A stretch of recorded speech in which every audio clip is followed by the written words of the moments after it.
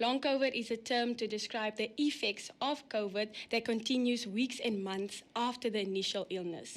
99 FM, this is your inspiration station script in the afternoon, and it's time now for MYD Heart. Now, this week on MYD Heart, we'll focus on a range of topics on mental health with Geluk Psychology Services. Now, this afternoon, we are joined by Cinde-Lee Koopman, who's an intern at the intern psychological counselor, who will be discussing the psychological effects of long COVID. Cinde-Lee, welcome to 99 FM.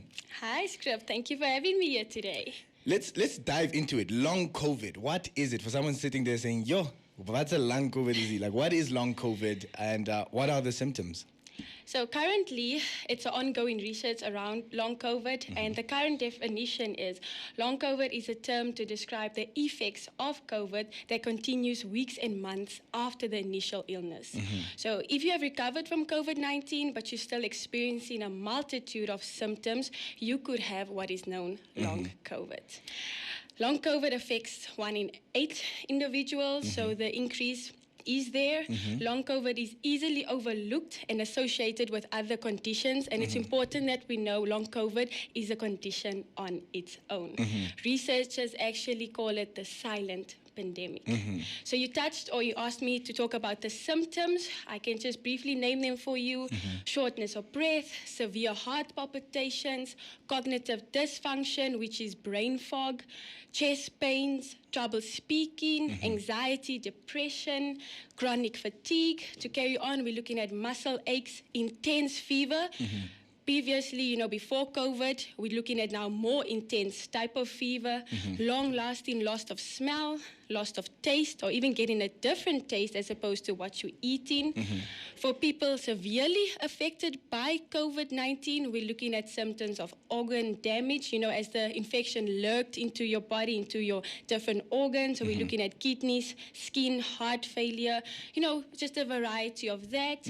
Because, like I mentioned, the research is still ongoing, so new developments are constantly being released. So we're looking now at hair loss, sexual dysfunction such as difficulties ejaculating, low sex drive. So this is basically just a sum of the symptoms that you can be experiencing because of long COVID. Now, who is most likely at risk to be, exposed to long COVID? The standard of care that we're exposed to does play a determining factor to long COVID. Not everyone may experience long COVID symptoms as the recovery rates alter from individual to individual. But currently what we can take from research is that individuals who are critically ill from COVID, I'm talking about individuals who were in ICU, who were told, things are not looking so great for you, yet you survived. So your chances, or you're very vulnerable to having symptoms of long COVID. We're looking at our older seniors. They are also very likely to develop long COVID. We know due to their weaker immune system, they're more vulnerable, they might be less resilient. We're also looking at women. Women are more likely to have long COVID symptoms. Females have a more innate and adaptive immune response. This protected them from the initial virus, but however, the same differences can now render females more vulnerable to prolonged autoimmune illnesses or diseases. We're looking at ethnic groups, minority groups. We're looking at Black individuals. We know that the result of poorer social settings and lack of proper access to healthcare can play a role. Individuals who are just faced with socioeconomic backgrounds, the problems around that, the lack of it. Individuals are also more likely to have long COVID if they had poorer health before the pandemic, pre-pandemic. So we're looking at individuals who are suffering from asthma already, diabetes, blood pressure, the list can go on. So what your initial health was. We're also looking at individuals probably who had mental illnesses before COVID-19, severely depressed, already anxious, the list can go on. So there's that correlation between your overall health and the individual symptoms that long COVID definitely provides. Now, some of these things can strike so much fear into people, especially coming out of such a dark time like COVID. And not when I say coming out of it, it's obviously we're in no way, shape or form done with COVID, but the psychological effects that you had mentioned. How can we manage the effects of long COVID specifically? Very important. Like you said, it is there, and it's important that we shed light on this long COVID because people are not familiar, they're not aware. So that brings me to how we should educate ourselves about the effects. We've known COVID has become part of us. How can we now manage or try and cope with everything? So it's important to also explore your medical care.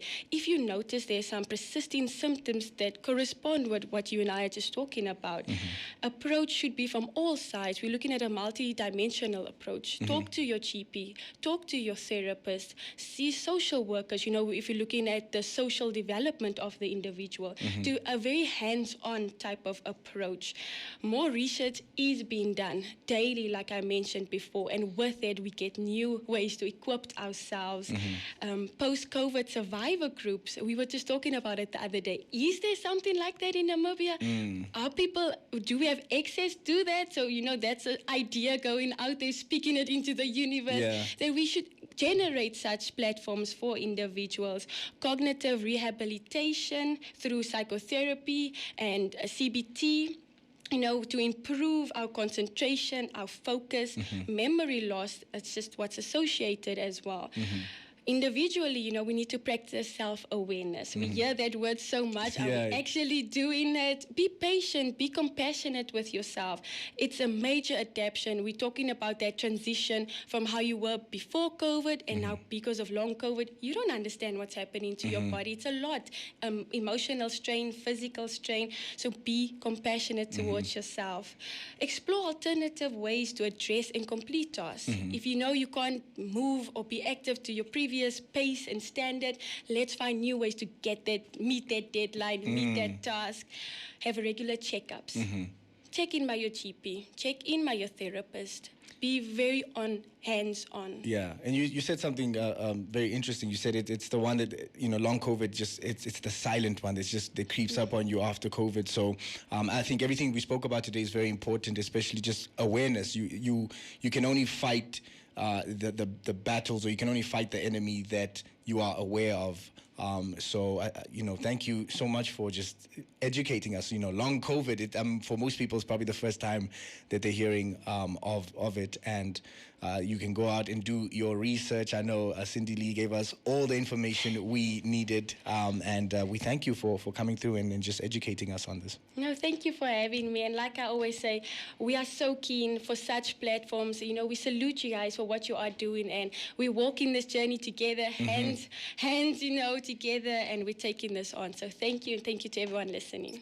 100%. Cinde-Lee, who's an intern psychological counselor from Geluk Psychology Services, and we'll be chatting more on just the different range of topics on mental health for the weeks that go by on MYD Heart. So next time, don't miss, on Thursday, we will be having a chat with Hilma Kashita, who's a psychological counselor at Geluk Psychology Services, on emotional intelligence.